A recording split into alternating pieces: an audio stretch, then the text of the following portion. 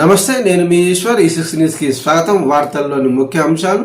శిల్పారామంలో జరిగిన వేడుకల్లో ముఖ్య అతిథిగా పాల్గొన్న తెలంగాణ యువజన సంఘాల రాష్ట్ర అధ్యక్షుడు డాక్టర్ కూన వేణు ఈ సందర్భంగా ఆయన మాట్లాడుతూ భరతనాట్యము, కూచిపూడియము, కథాకళి ఇంకా ఎన్నో కళలకు పుట్టిన ఇల్లు భారతదేశం అన్నారు. ఇవి అన్ని భారతదేశం యొక్క గొప్పతనాన్ని తెలియజేస్తాయన్నారు. ఈ కార్యక్రమంలో కళాకారులు, కవులు, రచయితలు పాల్గొన్నారు. డాక్టర్ కూన వేణు ఇంకా ఏం మాట్లాడారో ఒకసారి ఆ విజువల్ చూద్దాం.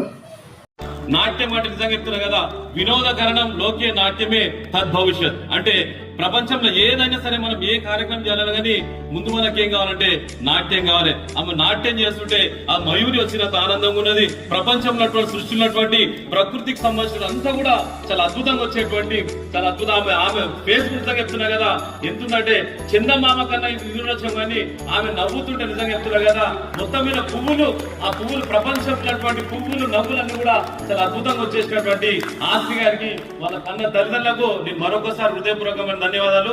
మీరందరూ ఇక్కడ హాస్య నాట్యం చేస్తుంటే అక్కడ వాళ్ళ తాతయ్య గారు 6 అడుగుల బుల్లెట్ ఉన్నటువంటి వాళ్ళ తాత, ఆయన తాతయ్య చేస్తుంటూ ఆయన కళ్ళకి వచ్చేటువంటి ఆనంద బాష్పాలు నిజంగా చెప్తున్నా కదా, ఆ ఆనంద బాష్పాలను చూసుకొని నిజంగా ఇంకా 10 సంవత్సరాలు కాదు 100 సంవత్సరాలు బతుకుతారనే విషయాన్ని కూడా నేను మరొకసారి మీ అందరూ కూడా హృదయపూర్వకంగా తెలియజేస్తున్నా.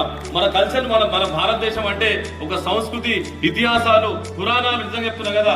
క్రీస్తుకు పూర్వం 5వ శతాబ్దంలో ప్రారంభమైన భరతుడు సాధించినటువంటి ఇది సంబంధించినటువంటి ఈ చరిత్ర నేటి కూడా ఇంకా జీవంగా ఉందంటే మనము ఆలోచన చేసుకోవచ్చు. చాలా మంది ఏంటంటే పాశ్చాత్య సంస్కృతి, ఆ సంస్కృతి, ఈ సంస్కృతి పోతుంది కానీ మన భారతీయ సంస్కృతి, భరతనాట్యం, కూచిపూడి, మణిపూరి, కథకళి, ఒరిస్సీ, ఇంకా చాలా రకాలైనటువంటి ఒక్కొక్క దాంట్లో ఒక్కొక్క రకమైనటువంటి మాధుర్యం ఉన్నది. మనం మిఠాయి తింటే కూడా అంత ఆనందం ఉంది కానీ ఆశని చేస్తూ నిజంగా చెప్తున్నా కదా, గులాబ్ జామ్ తిన్నా ఇంకా ఏ తిన్నా కూడా అంత టేస్ట్ ఉంటుంది కానీ ఆశని చేసేటువంటి నృత్యంలో మాత్రం చాలా అద్భుతమైన నృత్యం చేసినటువంటి మా ఆశని గారికి హృదయపూర్వకమైన ధన్యవాదాలు. సంకల్ప బలానికి సాహసం తోడైతే మా హాసిని మరో చరిత్ర సృష్టించిన గొప్ప నృత్యకారిని మా హాసిని గారికి హృదయపూర్వకమైన ధన్యవాదాలు తెలియజేసుకుంటూ సెలవు తీసుకుంటాను. జై హింద్, జై భారత్. Thank you.